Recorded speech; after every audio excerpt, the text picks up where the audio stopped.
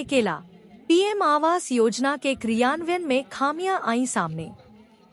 सरायकेला झारखंड में आदित्यपुर नगर निगम ने हाल ही में प्रधानमंत्री आवास योजना PMAY के तहत लगभग 120 लाभार्थियों के लिए एक भव्य गृह प्रवेश समारोह आयोजित किया। हालांकि इस आयोजन ने योजना के क्रियान्वयन और लाभार्थियों की सुरक्षा पर सवाल उठाए हैं। जिस आवास परिसर में लाभार्थियों को चाबी दी गई है, वहां सड़क और स्ट्रीट लाइट जैसी मूलभूत सुविधाओं का अभाव है, जबकि समाज में पानी और बिजली की व्यवस्था है, लेकिन उचित प्रकाश और रास्तों की अनुपलब्धता रात में निवासियों की सुरक्षा पर चिंता पैदा करती है। फ्लैटों के निर्माण में अनियमितताओं के आरोप हैं, जिसमें घटिया सामग्री के उपयोग की खबरें हैं। फ्लैटों की दीवारें पहले ही दरकने लगी हैं, जो इमारतों की संरचनात्मक अखंडता पर गंभीर चिंता पैदा करती है। फ्लैटों के उद्घाटन में स्थानीय सांसद ने भाग लिया, लेकिन लाभार्थियों की सुरक्षा एक बड़ा मुद्दा बना हुआ है। अधिकारियों को इन मुद्दों का समाधान करने के लिए तत्काल कार्रवाई करनी चाहिए, ताकि लाभार्थी सुरक्षित और सुरक्षित परिस्थितियों में रह सके। यह घटना सरकारी योजनाओं के बेहतर निरीक्षण और निगरानी की आवश्यकता को उजागर करती है, ताकि वे प्रभावी और कुशलता से लागू की जा सकें। अधिकारियों को लाभार्थियों की चिंताओं का समाधान करने और फ्लैटों को रहने योग्य बनाने के लिए तत्काल कार्रवाई करनी चाहिए। बट यही है कि जैसे आप देख रहे हैं कि अभी बहुत सारे निर्माणाधीन हैं, कुछ अभी तो 120 आवास के आसपास हम लोग हैंडओवर कर रहे हैं लोगों को। तो शहरी क्षेत्र में ये अमूमन ये इशू होता है कि बहुत लोगों के पास ज़मीन नहीं होते, भूमिहीन होते हैं। तो उस चीज़ को ध्यान में रखते हुए ये योजना का क्रियान्वयन किया गया है। और वैसे लोग जिनके पास कोई भूमि नहीं था, कोई संपत्ति नहीं थी शहरी क्षेत्र में, उनको एक अपना पक्का मकान मिल रहा है।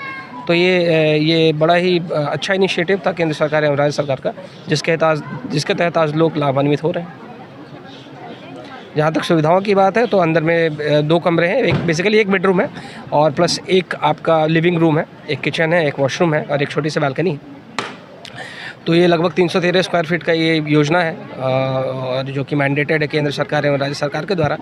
तो वही है, जिसमें बाकी जो सुविधाएं आपकी बिजली की सुविधाएं हैं, पानी का सुविधाएं हैं और जैसा कि अभी बताया गया कि इस पूरे क्षेत्र में और भी जो तालाब है उनका भी सौंदर्यीकरण किया जाएगा और कुछ खेलने के लिए पार्क, छोटा पार्क नुमा स्पेस भी डेवलप किया जाएगा। तो ये अच्छी एक अच्छा सोसाइटी के तौर पे ये डेवलप करेगा। लगभग कितना समय लग गया हस्तांतरण करने में? हस्तांतरण करने में, चूँकि ये तो योजनाएं पुरानी हैं, ये कंसीव तो हुआ था, पूर्व में क्या क्या इश्यूज़ रहे हैं इसके बारे में तो मैं बहुत ज़्यादा डिटेल में नहीं बता पाऊँगा। बट अभी जो है ये हम लोग का 120 हस्तांतरित हो रहा है। इसमें एक और चीज़ होता है कि जो लाभुक को अपना 3,90,000 रुपये कंट्रीब्यूट भी करना होता है। तो उसमें भी कई लोगों के पास वो भी नहीं होता, तो उनको सुव्यवस्थित तरीके से बैंक से लोन कराने में, क्रेडिट कराने में थोड़ा समय लगता है। तो हम लोग प्रयास करेंगे कि जो बचे हुए भी उनको जल्द से जल्द हम लोग पूर्ण करवाएंगे। अब कहीं भी रहेगा, घर में न रहना है, चाहे शहर का हो चाहे ग्रामीण का हो। अब सरकार ने सबको क्या कहता है, रोटी, कपड़ा और मकान। तो ये सारा चीज़ सबको देने का, सबको मिलने का अधिकार है। और उसी के तहत भारत सरकार के द्वारा प्रधानमंत्री आवास योजना के तहत शहरी क्षेत्र वाले जो भूमिहीन लोग थे, जो जहाँ तहाँ जो झोपड़ी बना करके रह रहे थे, वैसे लोगों को आज पक्का मकान देने का काम किया है।